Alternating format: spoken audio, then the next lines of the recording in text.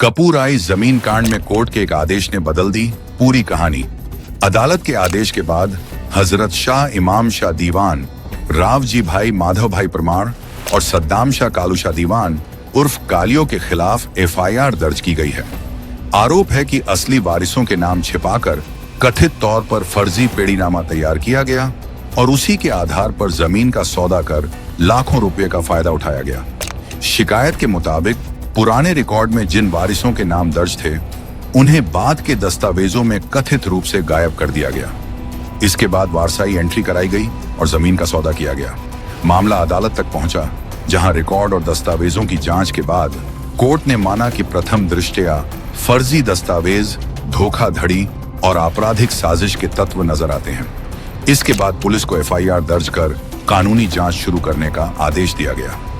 अब सवाल यह है, अगर सब कुछ सही था तो कोर्ट को एफआईआर दर्ज करने का आदेश क्यों देना पड़ा? क्या जांच में और बड़े नाम सामने आएंगे? और आपको क्या लगता है, यह सिर्फ जमीन का विवाद है या फिर एक सुनियोजित साजिश? अपनी राय कमेंट में जरूर बताइए और इस खबर को ज्यादा से ज्यादा शेयर कीजिए। બે આરોપીઓની ધરપકડ કરવા આવી છે તો પોલીસને જાણ નહીં કે 3 આરોપી છે, ત્રીજા ધરપકડ કરવા માટે તમે શું કહેશો? હાલ અમને જે માહિતી પ્રાપ્ત થઈ છે એમાં આ ફરિયાદ લગત 2 આરોપીઓની ધરપકડ કરવામાં આવી છે અને ત્રીજા આરોપીની ધરપકડ બાકી છે। પોલીસ નિષ્પક્ષ તપાસ કરીને એ આરોપીને પણ ઝડપી પાડશે વહેલી તકે એવો ભરોસો અને વિશ્વાસ છે। એફઆઈઆર નોંધવામાં આવેલ છે। આઈપીસીની કલમ 465, 66, 467, 471, 406, 420 અને 120B ક્રિમિનલ કોન્સ્પિરસીની નોન બેલેબલ ગુનાની તપાસ છે અને એમાં ત્રીજા આરોપીની પણ ધરપકડ ટૂંકમાં થશે।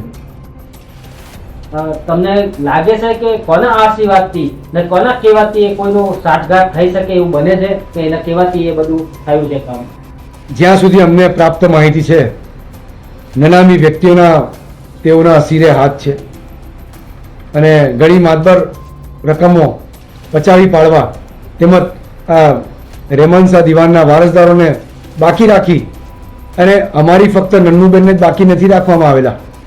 રેમાન શાહ દીવાનની બીજી અન્ય 4 ડોટર, 4 પુત્રીઓને પણ બાકાત રાખવામાં આવેલા છે। એટલે આ ભૂમાફિયા જેવું એક ષડયંત્ર છે જે હાલ જે લોકો આ રીતે ગુનાહિત કૃત્ય કરતા ખચકાતા પણ નથી અને જે સગા છે સગા ફોઈને પણ હજરત શાહ દીવાને બાકી રાખેલ છે। એટલે આવા લોકોને પોલીસ પર અમે એક વિશ્વાસ રાખીએ કે બિલકુલ નિષ્પક્ષ તપાસ કરી મૂળ સુધી જઈને હજુ કેટલા આરોપીઓ છે અને આ ષડયંત્ર પાછળ ધ્યેય શું છે એ તપાસ કરે, એ મહત્વનું છે। તમારી આગળ શું માંગણી છે? અમારી આગળ માંગણી એવી છે કે આ તમામ આરોપીઓ, અગર અન્ય આરોપીઓ પણ નીકળી આવે કે આ ષડયંત્રમાં છૂપો હાથ છે કે કોઈ પોલિટિકલ કે અન્ય કોઈ સરકારી કચેરી કે અધિકારીનો એના એ લોકોના સિરે હાથ હોય કે પોલિટિકલ સપોર્ટ હોય તો એ લોકોને પણ આમાં ઘસેડવો જોઈએ, એવી અમારી માંગણી છે। તમને એવું લાગે કે કોઈનો સાઠગાંઠ હશે તો પોલીસ રિમાન્ડમાં લે છે ને બીજો કોઈ નીકળે તો એના ઉપર બી કાર્યવાહી કરવી જોઈએ? 100% કાર્યવાહી કરવી જોઈએ।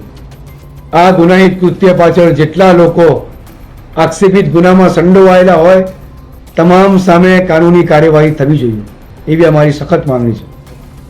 તો તમારો પરિચય? મારું નામ ફહીમ સૈયદ, એડવોકેટ છું।